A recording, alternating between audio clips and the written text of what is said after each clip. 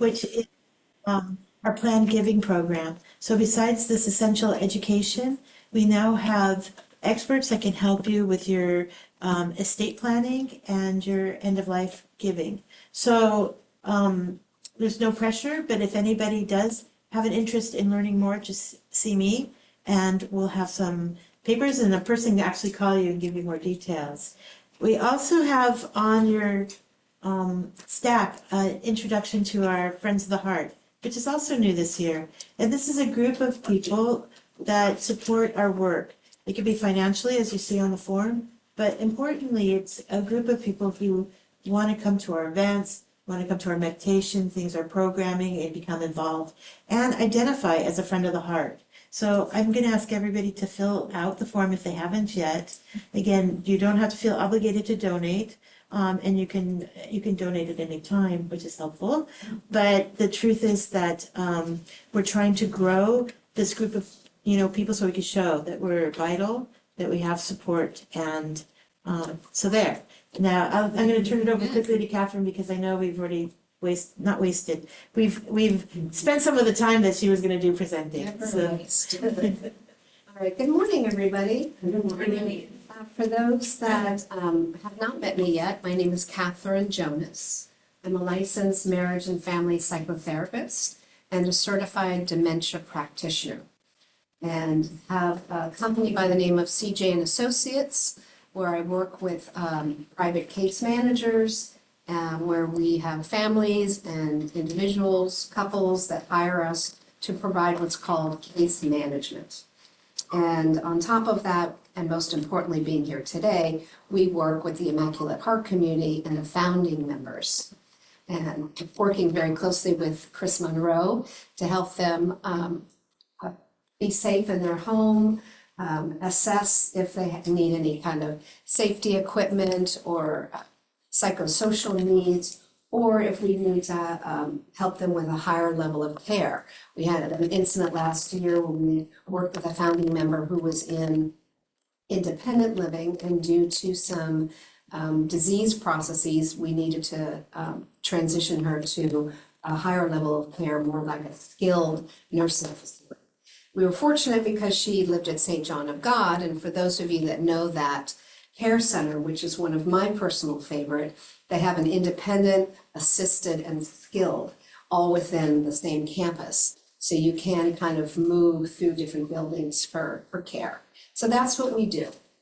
One of my favorite topics, and I learned to do this long ago when I was working at Cedars-Sinai Medical Department of Psychiatry and working with older adults with mental illness and dementia, is how to plan for long-term planning in regards to having a durable power of attorney for healthcare and for finances, and making sure that you kind of have your ducks in a row before it's too late and you have to, either get children involved or the courts involved.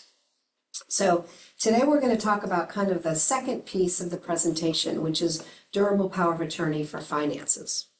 But before we jump into that, I just wanted to see a show of hands. Was anybody at the last presentation, which was on durable power of attorney for medical?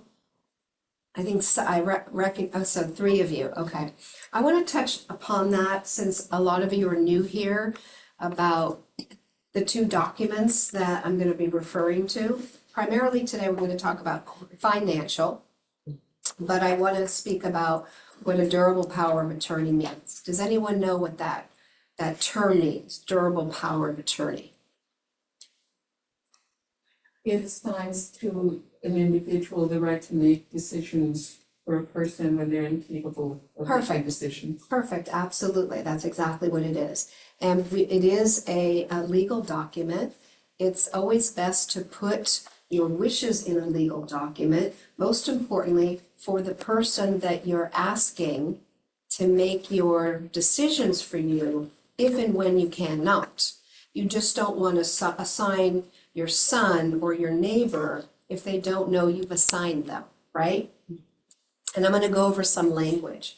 But last presentation, we spoke about power of attorney, or like an advance directive in regards to medical. And I gave the example of a young woman by the name of Terry Schiavo. She was very young and she had a heart attack. And I think she was in her 20s. So no one would really think, like, why would somebody in their 20s need a durable power of attorney? Well, she had a heart attack. And as a result, she sustained that and was on life support. And it went all the way to the Supreme Court. It actually went all the way up to the presidency because the husband and her parents had different opinions about what Terry would want on life support. The husband felt very strongly that she would not want to be on life support. Her parents wanted her to stay on life support. She had zero brain activity, nothing. The only thing was that her heart was beating, but nothing else. Okay? Anyway, it went to the courts, and it was all because, and it became as a perfect example of what if you can't make your own healthcare decisions, who's going to do it? So, today we're going to talk about durable power of attorney for finances. The same thing goes here, but it's about your money. If you were to become incapacitated, who's going to pay your mortgage bills? Or who's going to pay your rent? Or who's going to manage a rental property that you may have? All of those tiny little things that we don't really think about with finances, it's another big decision to make. And it may be the same person that you choose as your durable power of attorney for medical, but it also may not be. Why would that be the case? Any example? Conflict of interest? Yeah, conflict of interest, but let's say you had an adult child who was an accountant. And then you had another adult child who was a real estate broker. Would you maybe want the accountant to be in charge of the finances, to know how to manage those funds? I mean, maybe both are able to. A lot of families that I talk to, if they have an adult child who has medical background, let's say a nurse or even a physician, they usually choose that person to make the medical care decisions. Does that make sense? Yeah? So I want to kind of go over vocabulary about what all these words mean. And sometimes the word durable power of attorney is very daunting for people. The word attorney is in the phrase. Nobody typically knows what durable means. So I'm going to kind of break that down a little bit and talk about how the finances piece work.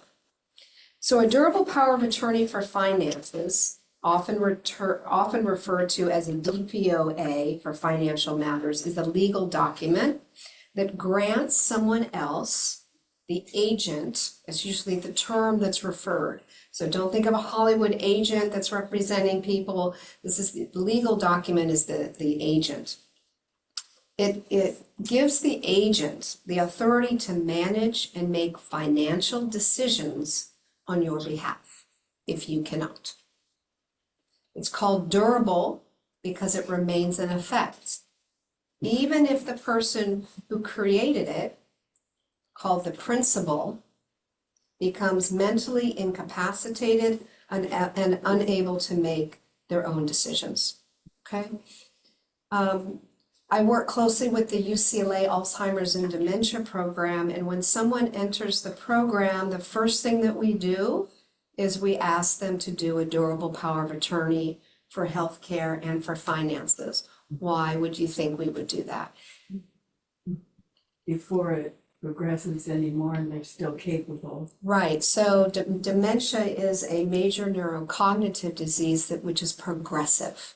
So if somebody comes into the program early enough where they have capacity, we want to get these documents done right away rather than wait a year. Because in a year, depending on the process of the disease, they may not have capacity. So these are important things to think about. And for all of you in the room, you may have some of these done, or maybe you haven't, or maybe you're thinking about it, like who would be the right person to kind of do this for me if I couldn't. So today is about thinking about having these documents done and who would be the person carrying out your wishes. Yes? You mentioned people with expertise, but what be just as important to make sure that person is on the same page you are. Yeah, and yes, absolutely, and we'll get to that, because it's really about your wishes. Yeah. It's not about you having an adult son or daughter or a neighbor who's a good accountant. It's really about what you want, and the person's gonna carry that out. Yes, So maybe you're getting to this, but I understand the idea of setting this up ahead of time. At what point does it kick in though, if somebody, is cognitively intact at that moment? And at what point does the durable power of attorney become active? it becomes active when the person becomes incapacitated, And that's determined medically. and that's determined medically. Right. That's important to know. So here's a breakdown, as I've done some notes here on how it works and why it's important. Key features of a durable power of attorney is the authority granted. So the document allows the agent to make financial decisions for the principal. Again, the agent is the person that you choose. The principal is the person that's making those decisions. And this could be included like paying bills, managing a checkbook, overseeing a rental property, selling property. So it's a big decision when you think about who's gonna manage these things for you if you can't. Durable, yes. So once this is filled out, the other agencies, for instance, for myself, I get a pension. Okay, Will they recognize this as authorizing that person then to be receiving my pension? yes. Okay. It's a legal document and we'll go through it. There are a couple things that need to happen first for it to just be okay and authorized, and we'll get to that. Durable refers to the aspect of the power of attorney, means that it remains valid. So durability, it's a valid document. If the principal becomes incapacitated, whether due to physical illness, mental decline, that would be more in the cognitive decline, or other health issues that prevent them from managing their own affairs. So it could be a mental issue. Somebody could be having serious mental disorders and maybe is in a hospital and can't manage their own affairs. We would want a durable power of attorney in effect as opposed to like a conservatorship or a guardianship. That's the most dangerous thing about not putting these, your wishes in writing, because if there isn't anybody there and you're incapacitated, it usually will go to the courts, or sometimes family, or if not family, worse, would have to make those decisions for you. So that's why it's important to start thinking about these things. So the principal's control, I'm going to keep referring to myself as the principal. While the agent can act on behalf of the principal can define the scope of the agent's authority. So perhaps I'll put you on my bank account, but I'm not willing for you to take over or sell my house from underneath me. So you can add certain things to your durable power of attorney, and that's really important. The principal can limit the agent's powers, specify the types of decisions the agent can make, or revoke the document at any time, okay? As long as the principal is legally competent. So it's all about being legally competent. You can complete one of these documents today and change it after a while, but it's okay if you're not, if you still have capacity. This doesn't go into effect until you don't have capacity. And what's nice about these documents too, they can be changed. They can be revoked. You can change your mind. You can change who you want your agent to be. Did you have a question, Christine? Well, and do you need to, or you maybe can talk about this, like some documents, it's enough that you have 2 witnesses, others have to be notarized. Right, we're gonna get to that, because Okay. what's the difference between that? Because some have to be notarized and some can only be approved by witnesses. So what's an immediate power of attorney, or sometimes you'll hear a term like a springing power of attorney? An immediate power of attorney is that it's in effect now. So for example, let's say my mother has Alzheimer's, and we really need to get an attorney involved and do a durable power of attorney for her, and it would immediately go into effect. Because she's been diagnosed with a neurocognitive disease. Okay, so it would be immediately in force for her. A springing, sometimes legal jargon will be a springing durable power attorney, and that means when the person becomes incapacitated. That's just the term springing, nothing today. So when you do sign these documents, if you do decide to, you don't want the person to take over your medical or your financial decisions today. It's only when and if you become incapacitated. And we'll talk about what defines being incapacitated, right? Because that's blurry. Yes. Does this affect the living trust? It's part of a living trust. Good question. So when to use a durable power of attorney for finances? We want, in regards to preventing future incapacity. So if you become unable to manage your own financial affairs due to illness or an injury, the agent you designate steps up and ensures that your financial matters are handled based on your wishes. Okay? They have to follow the living will. They have to follow everything whatever you state in that document. Going back to a durable power of attorney for healthcare, oftentimes we'll ask, do you want to be full code? Full code means do everything to keep me alive. So I've just had a stroke.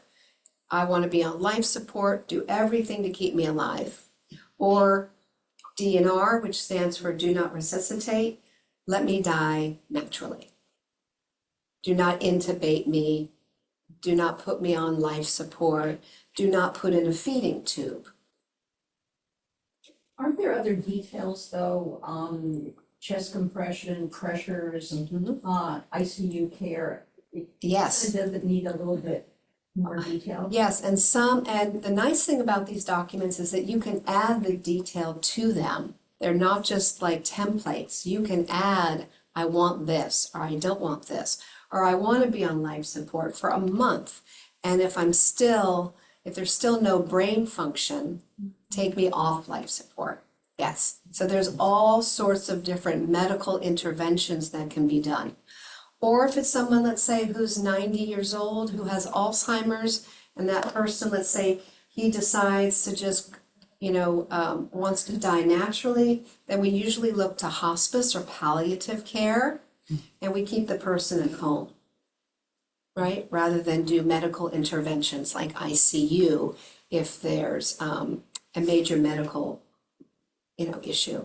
I've had patients on hospice who fell and actually broke a hip, and they were able to kind of treat them medically at home rather than send them to the hospital to repair the hip.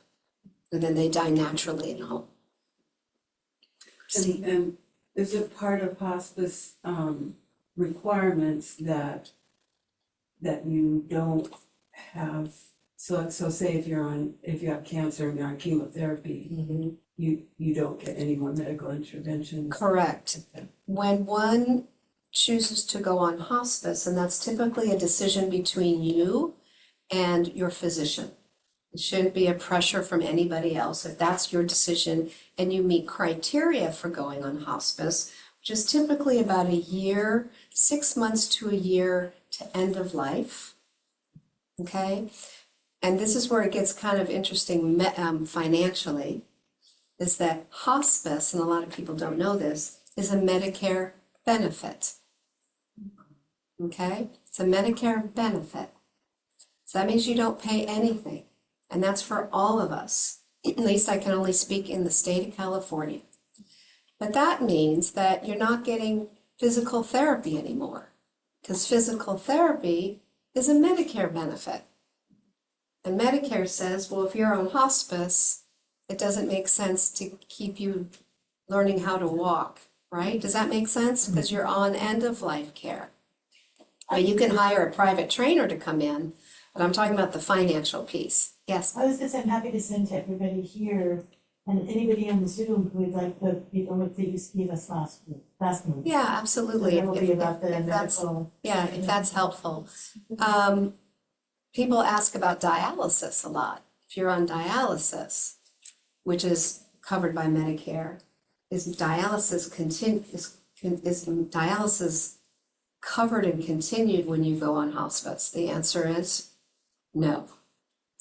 Most likely not. Yeah. Is there a limit to be on hospice? Like, what if you exceeded that period of time? Sort of like, People can be on hospice for years, for a very long time. There's no time limit to that.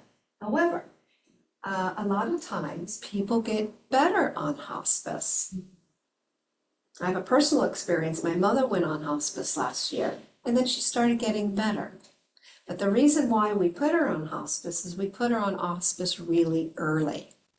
And the benefit of going on hospice early is that you get flooded with help and treatment, and a chaplain and a social worker and a nurse comes by twice a week, and everything's paid for. You get a lot of people start getting better on hospice. So if you start getting better, Medicare says you don't need hospice anymore. And so you're taken off the hospice services. Yeah, and that's very common. And then sometimes people will go back on. Very common with patients with cancer. They'll go on hospice and come off. Go on, come on, go on, come on. Yes. can you choose the hospice organization you want to use for your family? Because it seems like the profits and the nonprofits can be very different. Yes, but it's very important. It's a great question. Yes, you have all the choice. You have all the right to choose what hospice agency you want. And there's a lot of hospice agencies out there. I have my preferred, your physician, she may have her preferred, your family member may Google and say, this one's good. They all, by regulations in the state of California, have to do the same thing. They send a nurse out who assesses you to make sure you meet criteria, and then they have a nurse come out a couple times a week. Yeah. So going back to finances, if we talk about the benefits of doing a durable power of attorney is planning for aging or illness. As people age, we often recognize the need to plan for a time where we may not be able to manage our finances. My father, who's 90 years old, is becoming a little forgetful, has my brother go to his house and make sure that he's not paying a bill twice, right? So that he's not, right, or writing a check or getting confused on the finances. So we're starting the process just with my immediate family that somebody's kind of checking that he's managing the finances okay. Okay? And the convenience of it, because if you're traveling, let's say you're an older adult and you're traveling, or if you're in the hospital, it's also going to be one of the very first questions that someone's going to ask. Especially of an older person, if you go into the hospital, they're going to say, who is your DPOA?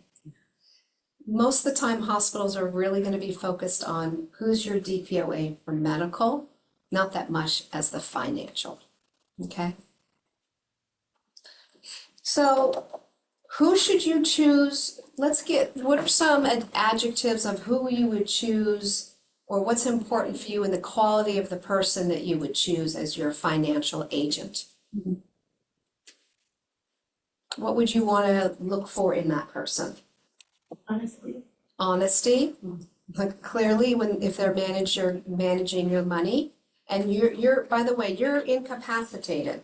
So you have no cognitive or mental ability to know whether he or she is doing the right thing. So that they're Knowledgeable of my values. knowledgeable of your values, honesty, being able to trust them On time, on time. I mean, bills need to be paid on time, so there isn't a penalty. Exactly, on time, perfect. Anything else? Capable of managing finances, right?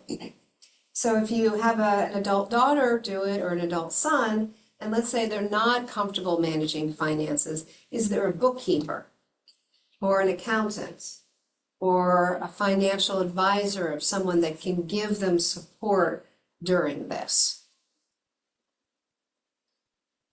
Okay? So understanding your wishes. So I have an example of an older adult. She's 99 years old right now, lives in the Pacific Palisades.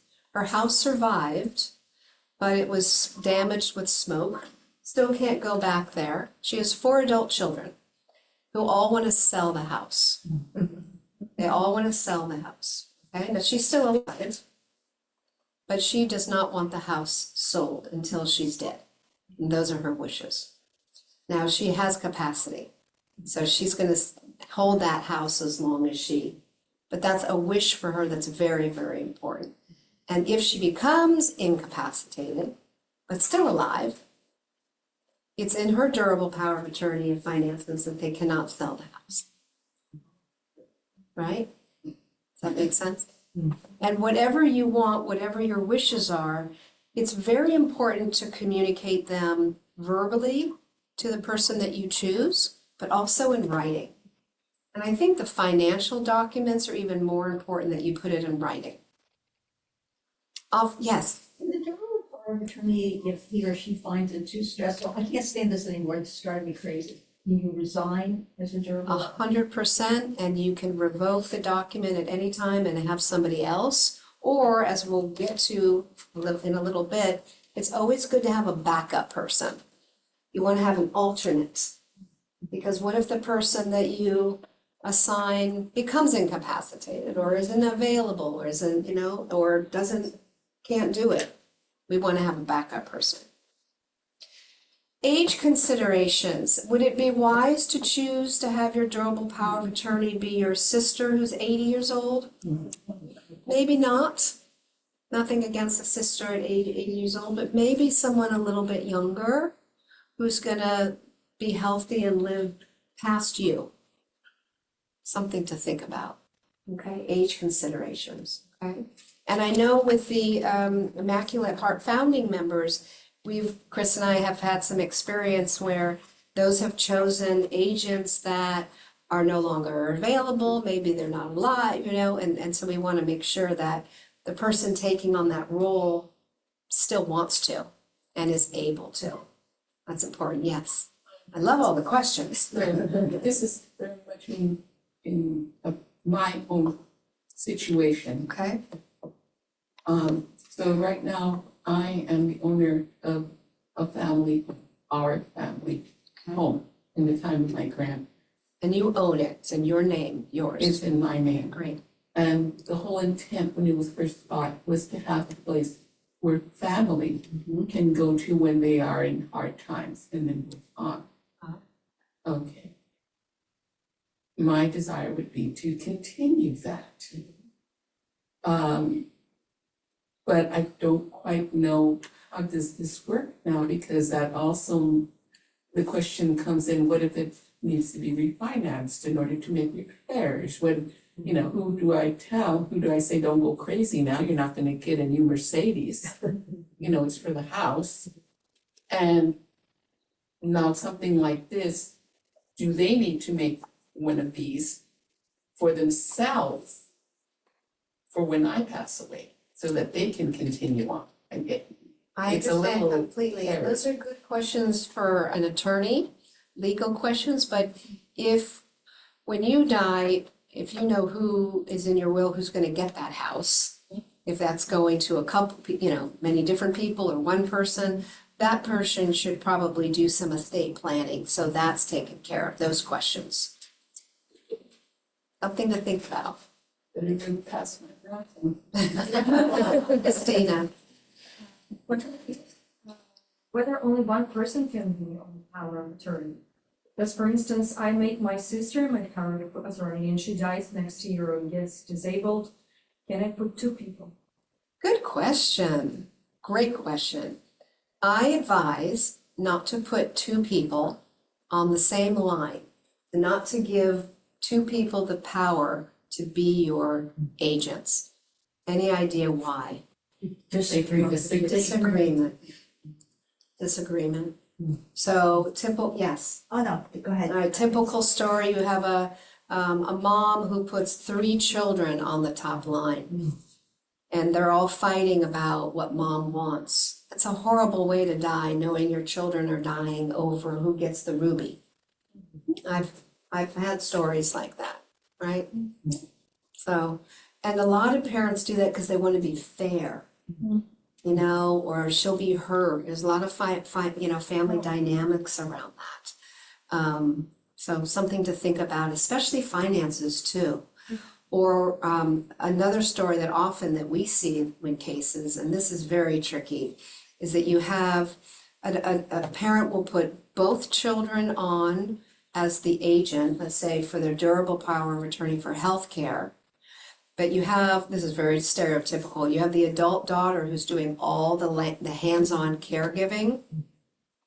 And you have the son who lives in Michigan who controls the money, but won't allow the daughter to hire a caregiver for mom. It's all that. So you want to be very mindful, right? Mom's incapacitated, so she can't make a decision. So things like that are important to think about. Yes. Does this DPOA get filed with the county or so that what if it gets lost, right? And whoever wants to contest that POA, they can say, oh, I destroyed it. So they could get filed legally. Right, so if it's notarized, so any attorney will suggest that it's notarized, that there's a record of it. A lot of people don't want to have to get a notary, and so it is valid with 2 witnesses. I always recommend, especially for the DPOA for finances, that you can do it on LegalZoom, which is more cost effective than an attorney, but it's probably worth, if you haven't done estate planning, to have an attorney do this. Yeah, very, very good question. If Yes. someone is not the durable power of attorney and feels like they've been treated unfairly, like in my family, the person who we referred to, had a fabulous collection of jewelry, emeralds, diamonds, unbelievable collection. And she had written down who should get what pieces. Well, the person with the durable power of attorney took the best pieces because I know dad wanted me to have them. What was the alternative of the person who knew that the wishes had been violated? You're talking about the person who took the jewels as they should not have, or the person that? Yes, and they were the durable power of attorney. And, but the other person knew what the mother's wishes were. I mean, she had written them down, she had the copy. Yeah. But the person who had the power, Yeah, these situations happen, and unfortunately, the wounded person Make go it- to court and say, wait a second. if they wanted to go down that route and hire an attorney and go down there and say, Mom, it was written down that I get the jewelry, but she took the jewelry, you could, if you wanted to pursue that legally, you can do anything legally to pursue that, yeah, and that's just very unfortunate. And that happens sometimes. My parents have actually asked us to go around the house and put on a Post-it our names by that painting, that piece. I mean, you can do anything, I know it sounds crazy, but yeah, I have I have heard some people put it on the back of the painting, especially if it's, time-wise, it's a distance away. And you can put, please have, this goes to so-and-so, or this goes to so-and-so, on the back of whatever especially things on the wall. absolutely, happens all the time. And there's nothing wrong doing that. It's not like, oh, maybe I may die next week. Sometimes the adult kids get nervous about that, and some other kids say, hey, it's like Candyland in here. Can you also put that in your will? You can put anything in your will. Yes, So absolutely. you can add to your will. Yeah. That specific things can go to. Absolutely, and take a picture of it. Take a picture of it and say, I want this pearl necklace to go to my niece. Right, the more detailed you are, the better in these documents. So they look daunting, but you can take a piece of blank paper and add to it and then stick it in. Yes. I like that. Post-it thing is also a good time to take pictures for your insurance company in case your house is Exactly. to show them. But have you ever experienced where parents sit down with siblings and bring all of this and say, you decide who does what now? Does it work, or is it pretty much just a time for another cat fight? I've not personally seen that or heard of that where the parents sit down with the kids and say, you decide.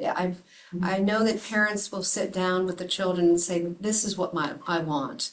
I don't want to be on life support. I want to be, die naturally. Well, but that's Not hard. that, Pete. No. In other words, I've got two daughters right now that are kind of learning to talk to each other again. Yeah. And I want to sit them down and tell them, there's this for my health and there's this for the finances. Both you talk to each other and decide who's going to do what. And you can certainly present it that way. Okay. Yeah, definitely. The only thing I recommend is that they're not on the top line together. Oh, no. And that's what's Oh, tricky. no. Yeah, parents get stuck on that all the time. I used to have to go and buy one pair of shoes that they both wanted and give one the right and one the left. So now it's deciding pairs of shoes. Exactly. Thank you. I wanna, speak on what happens if you don't have a durable power of attorney. So if you become incapacitated and don't have this in place, your loved ones may need to go through a very, very lengthy and costly court process called a guardianship or a conservatorship to gain the legal right to manage your financial affairs. So that's why they always say if you have a house, if you own property, put it in a trust, right? So it doesn't go to probate and it doesn't, it stays in your family. It's very time consuming. It's very difficult to get a conservatorship of someone. And it gets just, again, very costly to prove capacity and so forth. And it continues because conservatory reviews what's happening like once every 2 years or 3 years, so it doesn't go away. Right, and don't assume that you'll become the conservator. Sometimes a court will assign a complete stranger or a conservator of the court, and so then you've got somebody that is making decisions for your loved one. You're not even involved in that. So it's very important. Doing these documents gives people peace of mind, right? It's another reason to have them, to start thinking about doing them. Avoiding court intervention protects you financially so that someone, if there's fraud or scams, you're protected, that you've got somebody that's overseeing your finances. So we've talked about that. The duration is ongoing unless you specify dates, and that's really important. And again, to clarify what some of the financial powers are, this can be managing bank accounts, paying your bills, making investment decisions. So you want to make sure that if you choose someone, you authorize them to make those decisions or not. Manage real estate transactions, like this woman here has asked about the house. What about taxes, retirement accounts, things like that. Oftentimes, people will choose a money manager or an accountant to be their DPOA for finances and not the children, because it may be too daunting for the children to manage the accounts. Or what if there is a brokerage account or stocks or bonds? How are those sold if they are? How to manage all of that. So don't be afraid to look to other people. It doesn't always have to be your children. Could I write down on this, on the part where we can write whatever we want? Yeah. That the person managing my finances, the child managing my finances, that I stipulate who will be able to go ahead and get the services of a financial Yes, absolutely. advisor. Absolutely. Okay. Very good question. Absolutely. So this document here, everyone, it's underneath your papers. This is something I printed off the internet. Now, there are many, many different kinds of durable power of attorney for healthcare documents and financial documents. I'm not an attorney. However, I use these forms often, and I've helped families with their decision-making around what their wishes are and who they want to choose. So this particular document is the California General Durable Power of Attorney. It's a legal document. And if you see at the very top, and I want to go through this with you, and again, you do work with an estate planning attorney, he or she's going to have a different document. So go to this first page, go to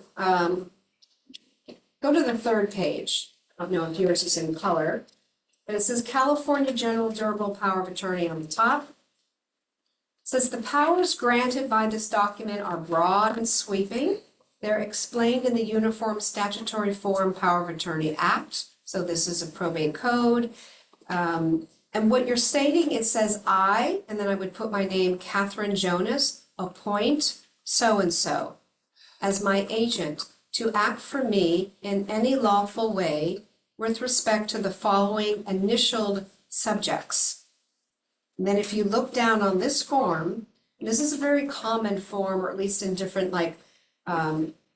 formats, you'll see A, does everybody see A? Real property transactions. So you have a choice on what to initial that would be acceptable to you. Property transactions, stocks and bonds, commodities, banking, financial transactions, looking at E.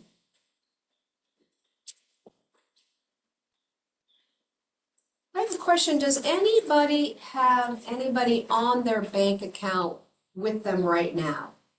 Can you, you have your sister, can you speak a little bit about that process and why you put your sister?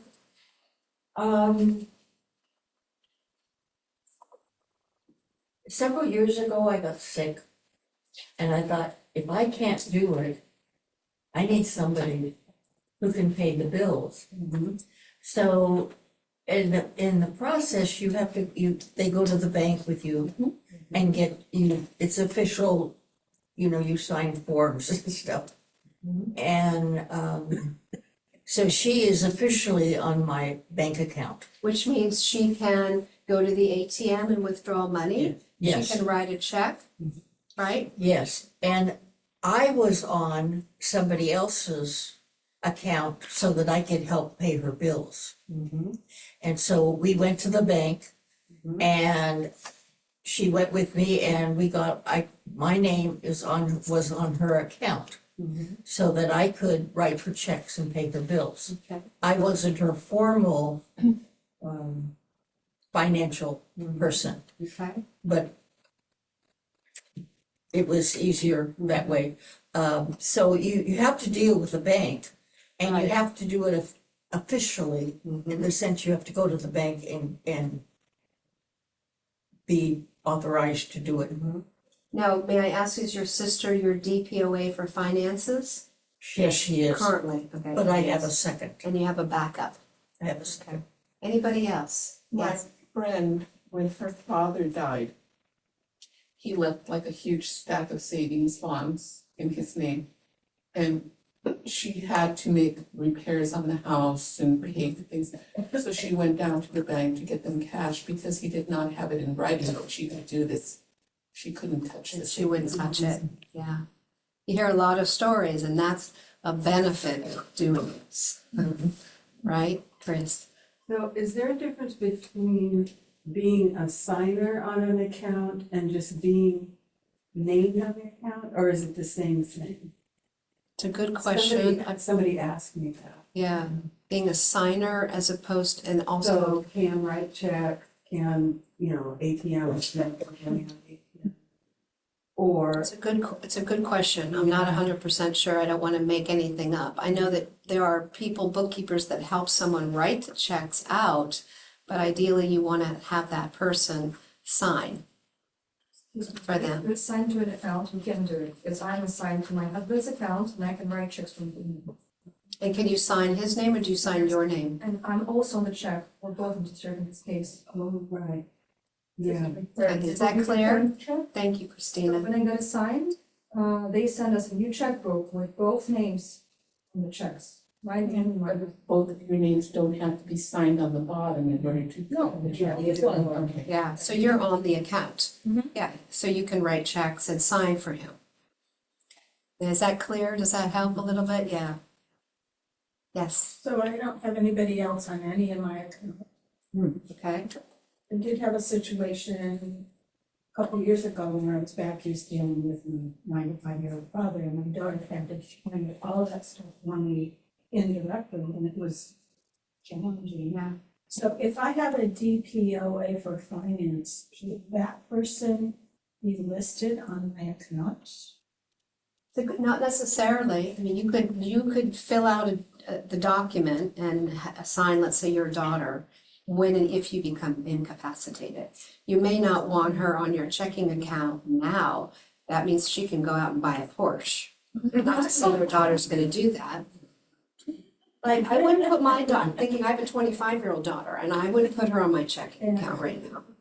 But maybe when I'm 80, right, or if I need her to, pay my bills in case I can't, so. It's only in capacity, it's not. Correct. I had a question. Yes, If you have a DPO, and can you take that to the bank and say, I'm authorized yes. to use You that? have these documents, they're very important Yes. to take these to the bank. Do you have your durable power of attorney? Yes, So- you wanna take that person and the document, Mhm. right. So do you wanna keep your signed document in the safety deposit box? No. Ideally today, well, I heard a lot of safety deposit boxes burn actually in some of the fires in the bank.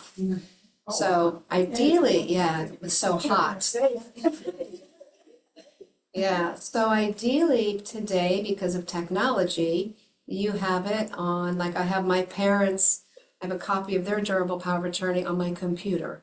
I have a little folder that says mom and a folder that says dad, and it's in there. So it's in that computer. So you don't necessarily need a wet signature copy. No, It can just be a. correct. Correct. Is there a way to put it on out there, the computer, whatever, where it can't be hacked? Yeah, that's the problem. Well, that's always a question, I always think you should have a hard copy somewhere, maybe not in a bank lot. You want to have it accessible or a file at home, whatever your backup system is.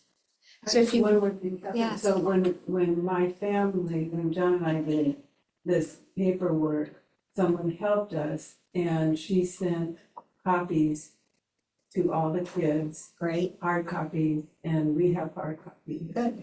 Yeah, perfect. Everybody should have a copy. There should be open communication on who's the person that I'm electing to manage these affairs, when and if I can't, and why.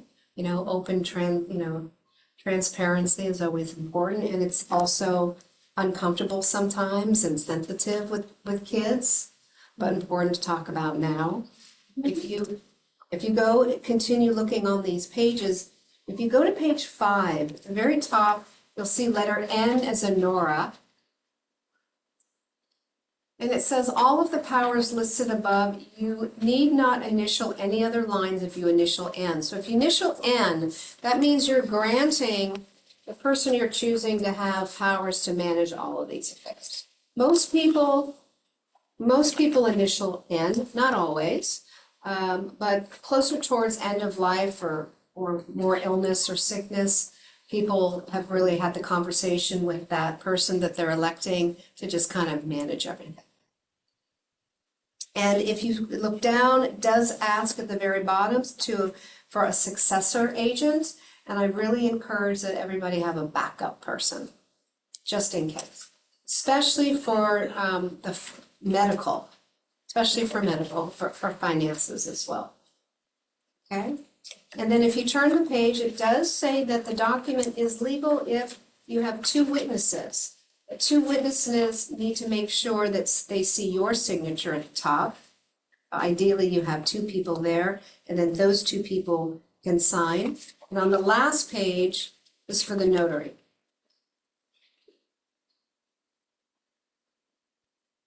Which I recommend you have this document notarized. The witnesses, do they have to, is there an age requirement for the witnesses? I'm assuming above the age of 18, and I would recommend that. No. Yeah, not a child. Yeah. Again, this is one copy of a sample DPOA for finances. Now, can you revoke this? Can you change your mind? At any time? Absolutely. It's all based on date. If you sign it today, it's valid today. If you change your mind in a year, and it really, attorneys usually recommend 3 to 5 years to redo these documents because things change. I had my father as my DPOA for medical when my daughter was a child, because he was a physician. But when my daughter became an adult, I took him off and added her. So how can you formally revoke it? A big X Is that? and revoked. And then you need to do a new one. Can Yes. any lawyer do it or a specific field? Good type of- question. A specific field, I would recommend an estate planning attorney. Those are usually attorneys that people do for their estate planning.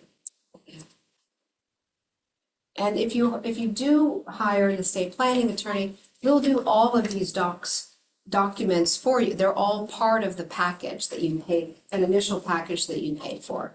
Depending on the attorney or the law firm, you're gonna spend, different amount of money. I think I spend $2,000, somebody for a nice attorney on the west side of town for that much, who did my living will, who did all my trusts, my house is in a trust, my condominium's in a trust, so that's protected. I have pictures of jewelry, and then my advance directive, and everything's done. And if I need to make amendments, I call her, and we make an amendment, notary comes in, and it's valid. Yes. Can you give us a couple of referrals perhaps, if nobody? Sure, absolutely. Question. Referrals from Referrals some for estate planning attorneys, like we did. I would say most are an out-of-pocket expense.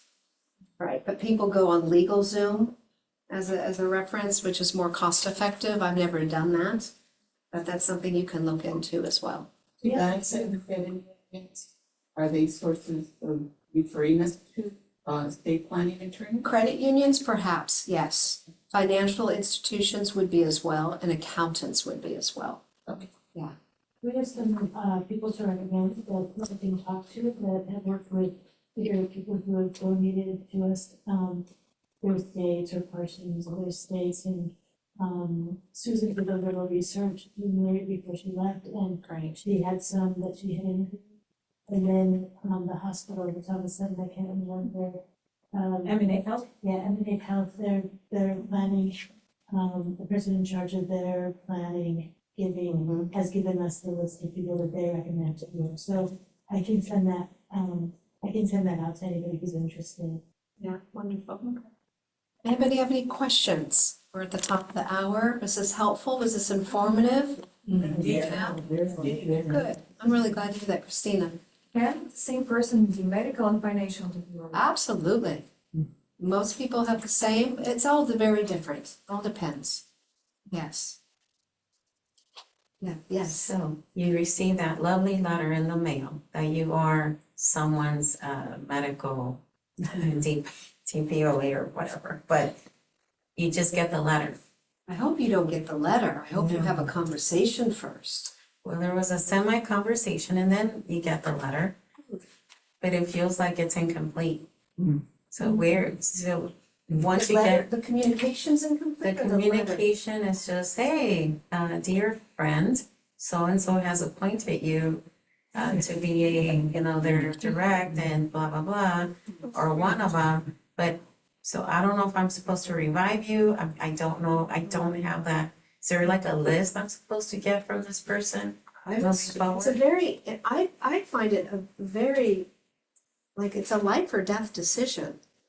Especially the medical, but managing finances, I would want to reach out to the person and talk with them about what they're wanting. It's an intimate, in my opinion, very personal decision to make and relationship to them. So I want to know more about, well, why me and what do you want me to do?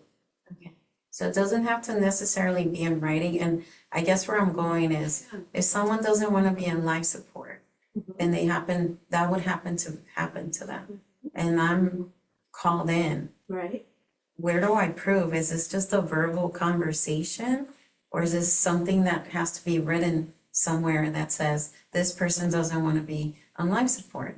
Or is my signature and my word enough? Well, that's why these are legal, this is a legal document, obviously, and if you're following with a health care system, you want your doctor to have a copy of this, so it's in your medical chart. So that if you're in the hospital, let's say in ICU, and they're about to put on, whatever the life support interventions are, they're gonna look to that document. I like things in writing. But they could call you and you would be, well, her wishes is no. Okay. Yeah. It's always better in writing. Does that make sense? Yes. Yeah. So if she's asking you to take on this role, you need to see what she's asking you to do. You did share with us last time a document that's similar to this, but for medical interventions. And so I'll share that with you. I'm gonna send it to everybody. So Yes. And it has some of those questions about needing to, it goes into more details, but I can use Yeah, that it as a can go basis. into a lot of detail if you want. It goes into organ donation and all sorts of things. Pulse form? Yeah, I know. So a pulse, and before we do it, we can speak for a pulse is a physician's order life-sustaining treatment form. It's a medical form that must be signed by a physician. You're not signing it. Your healthcare agent advocate isn't signing it. And it's really a conversation between the physician and the patient on what you want towards end of life. It is a complementary form to the advance directive. Typically, it's printed on bright pink paper. Sometimes it's Xerox, but we like bright pink so people can see it. And it originated out of a law in Oregon where I believe the story is that somebody did not want to be revived and they were revived and then there was a lawsuit. So it helps paramedics when they come into homes to see the pulse on the refrigerator. Sometimes people put the pulse on the refrigerator and that pulse will definitely identify there's a check mark, prolonged life or DNR. So if you know exactly what you want, you want to put that on your refrigerator, especially if you're home with caregivers. And that was really how it originated. I think somebody called 911 on the person that wanted to die naturally. And unfortunately, because they were revived, their end of life looked differently, or they ended up in the hospital or something. Yes, last question. So I know California is a right to die state. You betcha. Happened a Is couple there- years ago. A different document that I could fill out if I want to say, look, if this happens, I want the right to die. I don't know about that. If there is a separate document, there most likely may be. And that would be a good conversation to have with your physician. But we are a right to die state. There's an act that was passed, I don't know how many years ago, maybe 5, maybe longer, meaning that you can choose to end your life today with medical assistance.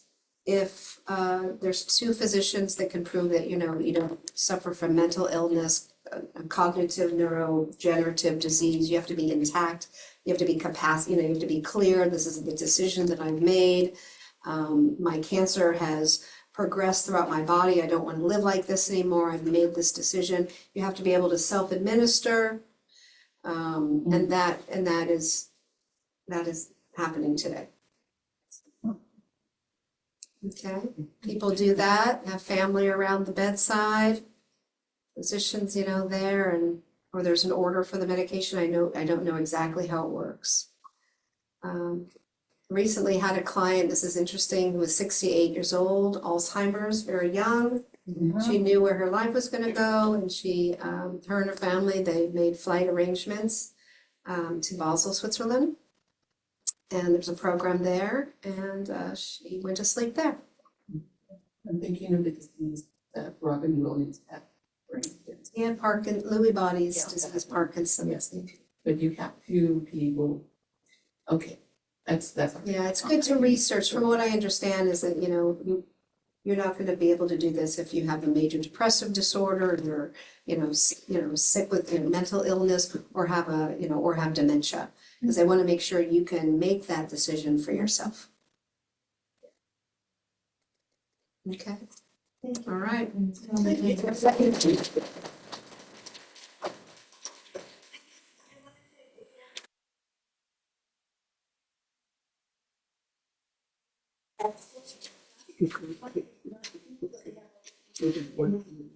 I'll say. So this will go up on our website and our So, YouTube do you want to take it? Thank you so much for having me. The next topics are gonna be more touch and feel than anything. This one is gonna be on forgiveness and gratitude. But I think that they all play into our lifelong. And so please invite friends and the nice thing is that right after this meeting at 11:30 is our lunch and learn. You can get lunch, and the topic this month is on immigration. It's I'm sure key in a lot of people's minds. Yes. And then also, again, if you're a member of the community, then you do not have to become friends of the But please share with your friends. I mean, if you're not a member, then please join, because again, it shows, our numbers are growing, and it shows the relevancy, and that makes for future future donations from donors. But, we also would appreciate any kind of support to programs done. We've been, underfunded for programs like these, and I think they're essential, and it really does show a spiritual and a social justice part, because if you've ever been part of someone's life who you're helping to the next, to the next stages, it is a social justice thing as well as a personal thing in my mind. So, please consider filling that out, coming to the next meetings, and keep an eye on our website, because it's growing and changing, and that gives you more information. I have a request. So those of you who are members, you know that we like to share the good news and things we're doing in our monthly news note. So, if anybody doesn't want to be in a picture, Dean said he would take a picture of the whole group that would be shared in our monthly news notes with our members. So if you don't want to be in the picture, you can step. Is that a comment or? Well, I have a question. You keep saying bring your friends, and I think I hear you saying bring your friends both within the community and friends that are not yet in the community. Yes. I think that our members are such an essential part in a mingling setting. Okay. People get to learn more about us. But really, we've become an outwardly focused community where people want to, maybe they don't want to do a 3-year sermon or 2-year sermon, but they might want to go to a meditation or a prayer group or a lunch and learn. So we're excited about growing these programs to a bigger group, and we can go to the next room. We don't have any limits. It's a good time to discuss this issue Yeah. as well. I mean, it's a tangible experience into which they become a friend. Right, that's exactly right. Thank you for articulating that. And thank you again. I'll see you next month. Oh, yeah, wait, stay there. Oh, do you want to be in the I'll picture? take a photo. Oh, good. It's- Oh, is it sitting down? Yeah. Okay, so Dean is gonna be taking the picture. If you'll turn your smiling face. Thank you for joining our session, everyone. We are now going to end. Please stick around if you have the link for Lunch and Learn. Feel free to join us, and we look forward to seeing you there. Bye-bye, everyone.